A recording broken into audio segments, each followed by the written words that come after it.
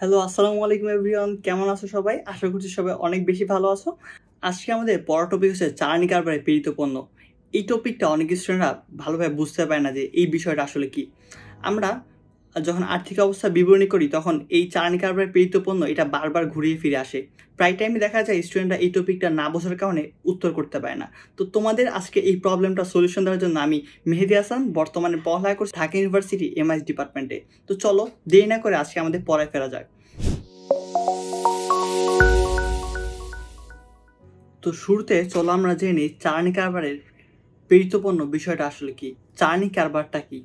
তো মনে করো তুমি একজন ফলের ব্যবসায়ী এবং তুমি আজকে 10 কেজি ফল আনলে আড়ত থেকে। এখন কি হলো, তুমি কোনো একটা কারণ হয়তো ফলগুলো বিক্রি করতে পারছো না। এখন কি করবে? এই ফলগুলো তো আবার রেখে দেওয়া যায় না।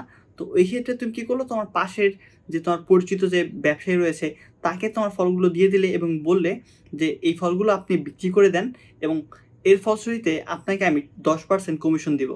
তো উনি ওনার যে একটা রেট দিয়েছে ওই রেট থেকে যদি বেশি বিক্রি করতে পারে তখন তার জন্য লাভ।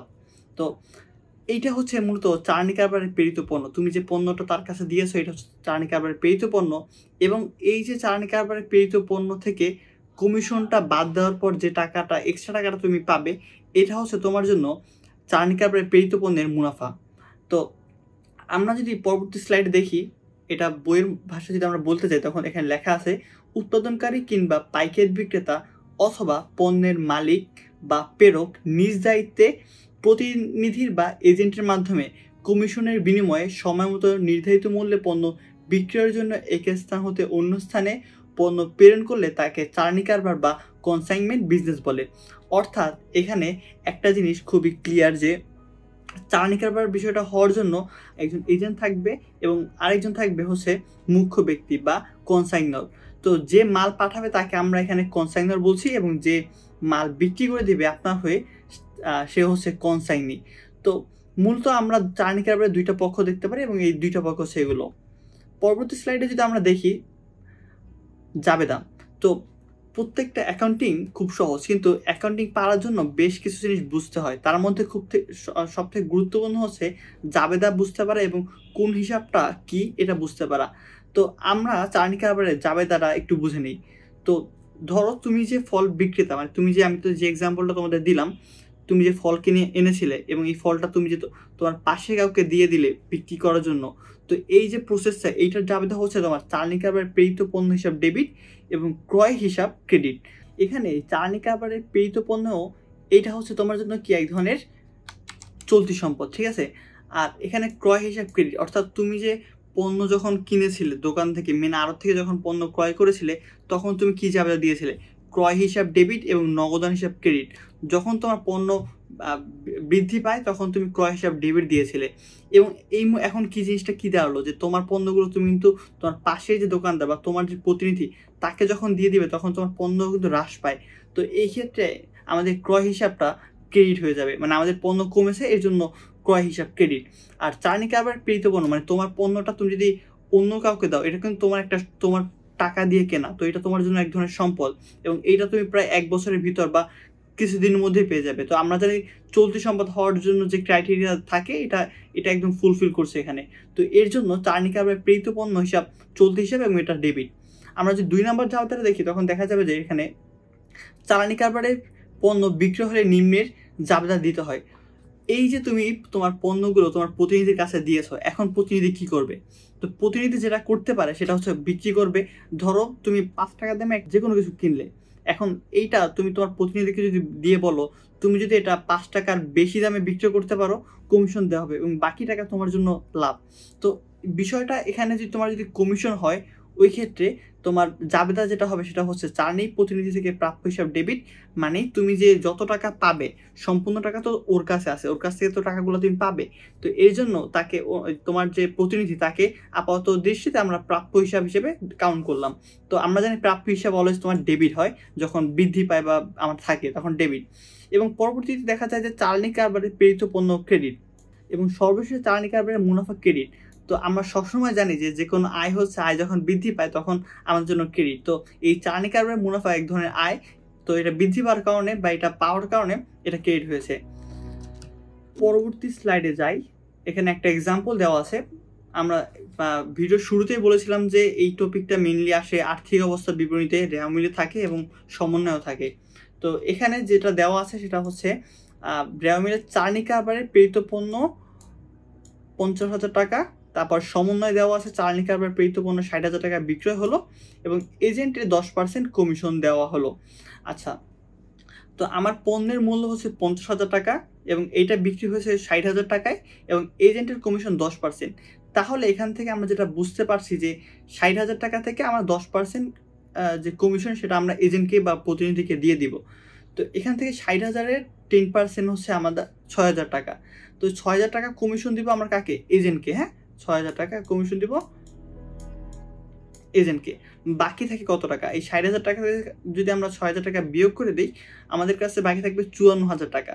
তো আমাদের পণ্যের মূল্য ছিল কত টাকা? 50,000 টাকা এবং আমরা কত টাকা পাবো এখন? 54,000 টাকা। এখানে দেখা যায় যে আমাদের পণ্যর যে মূল্য ছিল ক্রয় মূল্য থেকে 4,000 টাকা বেশি। এই 4,000 টাকা হচ্ছে আমাদের আয় বা মুনাফা। তো এটা জাবেদা কি হবে? জাবেদা হবে বা সমন্বয় জাবেদা হবে এটা যে চালানি প্রতিনিধি থেকে প্রাপ্য হিসাব ডেবিট।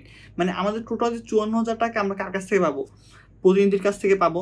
তো এর জন্য প্রতিনিধি সম্পূর্ণ টাকাটা হবে কি? 54,000 টাকা এবং এটা আমার জন্য ডেবিট, চলতি সম্পদ। পরবর্তীতে চালানি কারবার প্রেরিত পণ্য হিসেব ক্রেডিট।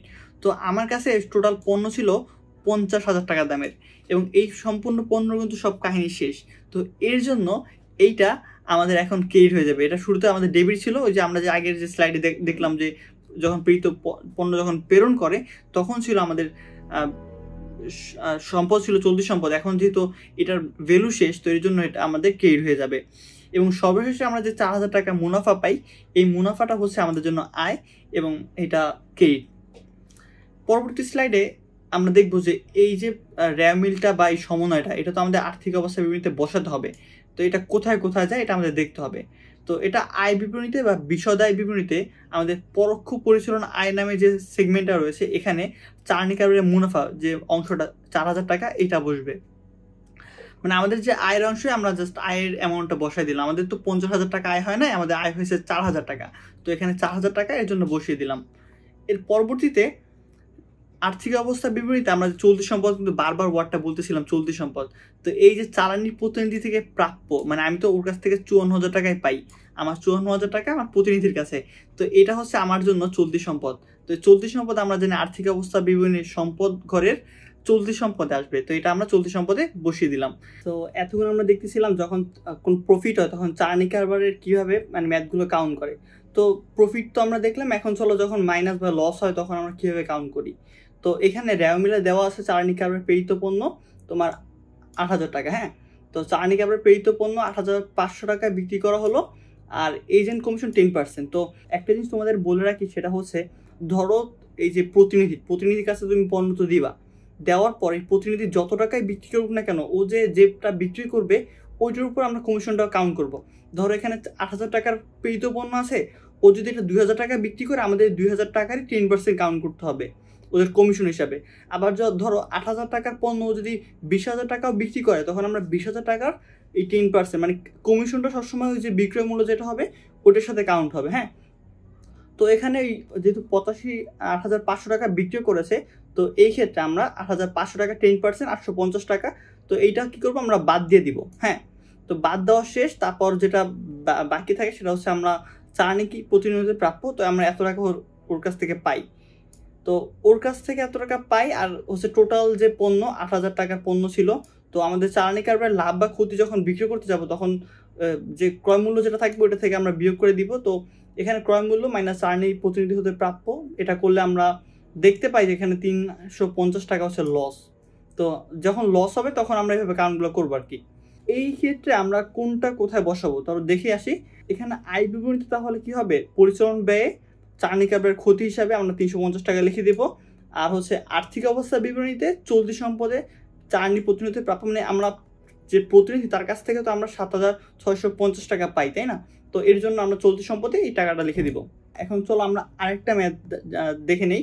তো একটা মাঝে মাঝে কি করে অ্যাকাউন্টিং আর্থিক অবস্থা বিবরণীতে মানে তোমার যে নর্মাল যে বিষয়টা একটু ঘুরিয়ে দেয় বা একটু অন্যভাবে দেয়, তো মাঝে মাঝে স্টুডেন্টরা বুঝতে পারে না। তো এই চালানি কারবারের লাস্ট একটা টাইপ আমি আজকে ক্লাসে দেখাবো।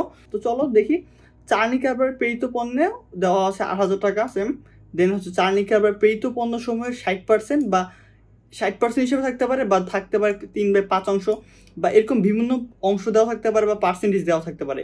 এত অংশ যখন বিক্রি করে তখন প্রতিনিধি 10% কমিশনে 6,500 টাকা বিক্রয় করা হয়েছে। আচ্ছা, এইখানে একটা জিনিস বোঝার বিষয় আছে, সেটা হচ্ছে তোমার পণ্য ছিল কয় টাকার? 8,000 টাকা। তো 8,000 টাকার 60%, মানে 8,000 টাকা 60% কত টাকা? 4,800 টাকা। হ্যাঁ, 4,000, হ্যাঁ 4,800 টাকার পণ্য তুমি আমাদের যে প্রতিনিধি ও বিক্রয় করতে পারছে, ও বিক্রি করেছে 6,500 টাকা, মানে ও সম্পূর্ণ পণ্য বিক্রি করতে পারে নাই। ও 4,800 টাকার পণ্য, মানে 60% পণ্য বিক্রি করতে পারছে 6,500 টাকা। এখন এইটার জন্য আমরা কমিশন কয় টাকার দিব? আমরা অবভিয়াসলি যেটা বিক্রি করবে ওই বিক্রি করার উপর 10% কমিশনটা ধার্য করব।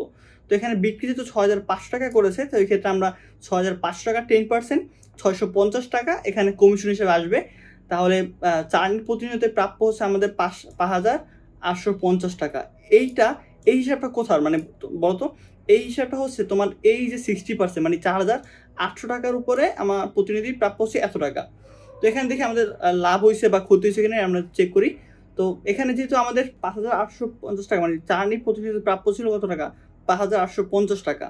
অত টাকা পাইতাম, আর আমাদের পণ্য ছিল কত টাকার? 4,800 টাকার। মানে এই যে তোমাকে যেটা বললাম যে আমাদের টোটাল 60% পণ্য হচ্ছে এইটা। তো যেহেতু এত টাকা পণ্য বিক্রি করতে পারছে, তো এর জন্য আমরা এটা থেকে বিয়োগ করে দিব। তো এখানে যেহেতু অবিকৃত অ্যামাউন্ট হবে তোমার 8,000 পণ্য ছিল, এখানে 40%, মানে 60% তো তোমার বিক্রি করে দিছে, আর বাকি থাকে 40%। তো এখানে 40% হচ্ছে 3,200 টাকা। তো এই যে আমরা যেটা বের করলাম, এটা কোথায় কি যাবে এটা আমরা এই স্লাইডে দেখব।